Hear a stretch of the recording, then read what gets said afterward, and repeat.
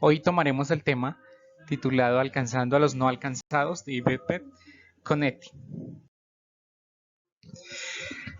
Hablar de los pueblos no alcanzados es referirnos a las comunidades o etnias en cualquier parte del mundo no alcanzados en el sentido de evangelización cristiana. Hablamos pueblos como los europeos, África y Medio Oriente, África subsahariana, Asia Central, sur de Asia, Asia Oriental, Asia Suroccidental, Américas y los sordos. Cuando nos referimos a estos pueblos no alcanzados, podemos estar hablando de cantidades de personas o de población aproximadamente en un total de 4.223.664.088 en su totalidad. Para referirnos a los pueblos no alcanzados, dentro del común denominador entre las religiones consideramos las siguientes: el cristianismo, judaísmo, islamismo, secular no cristianos, hinduismo, China tradicional, budismo y los indígenas.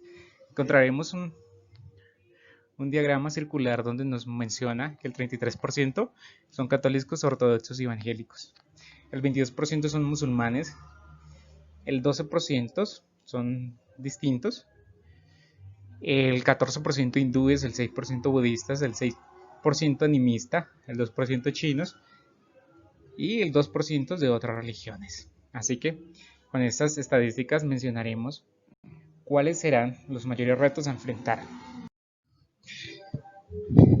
El desafío misioneros abarca desde el principio de la formación cristiana hasta el final o hasta la llegada final de conseguir varios discípulos o adoctrinados.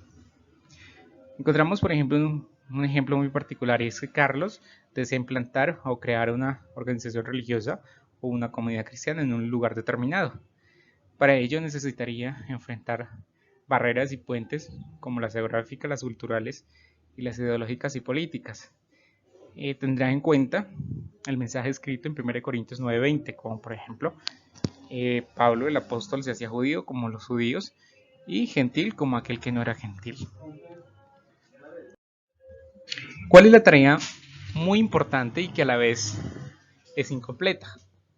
¿Por qué razón? Porque para alcanzar a la mayoría del número, para alcanzar al mayor número de los no alcanzados o etnias o pueblos no evangelizados, las estrategias misionales tradicionales como ir de puerta en puerta, de casa en casa, repartiendo folletos ya no sirve y es muy anticuada. Para ello, la preparación en los seminarios bíblicos y teológicos de 1, 2, 3 años no es totalmente suficiente.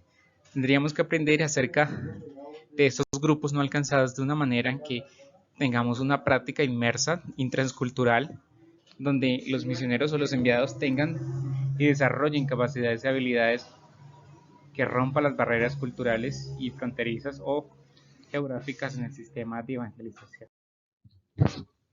Lo que tenemos que aprender de la experiencia de Pablo es que en realidad era un apóstol y discípulo biocupacional, donde transmitía su mensaje en varias culturas o ser transcultural.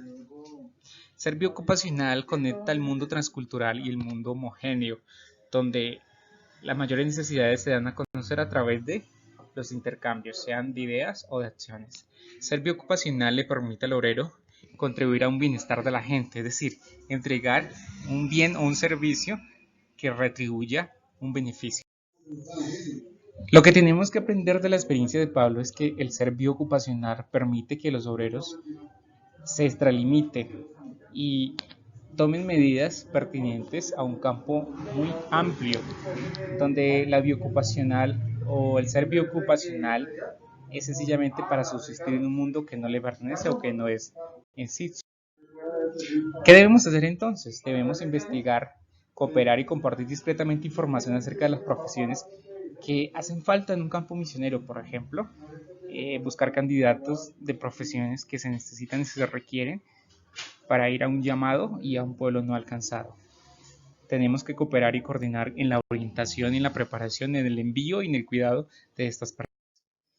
¿Cuáles son las plataformas más comúnmente utilizadas o las profesiones que hoy más se necesitan? Por ejemplo, los profesores de idiomas, los diseñadores gráficos, los agentes de importación y exportación, los consultores financieros, los entrenadores deportivos, los profesores de educación, las agencias de empleo, los consultores de negocio, los terapistas y los entrenadores. Los dueños de restaurantes, los empresarios, los chefs, los agentes de viajes, los profesores de liderazgo y negocio, los periodistas, eh, las tiendas artesanales, las músicas, los profesores de música, la publicidad, la alfabetización. Trabajar en un campo desconocido, en un campo rural, donde las manualidades y las herramientas autodidácticas y pedagógicas de la educación y la enseñanza, pues nos van a servir demasiado. Sobre la agricultura, sobre la purificación del agua, el alojamiento, los hoteles, las pensiones, las casas para huéspedes, la fabricación y la venta de la comida, trabajos con los discapacitados y otros. Los cuidadores de salud, los médicos, los hospitales, las clínicas, los servicios de mensajería, las pastelerías y cafeterías, la fabricación de textiles de exportación, los entrenadores de vocación. Así que no todos podemos compartir estos detalles o estos ejemplos. No todos conocemos las ciencias o las disciplinas del ser humano.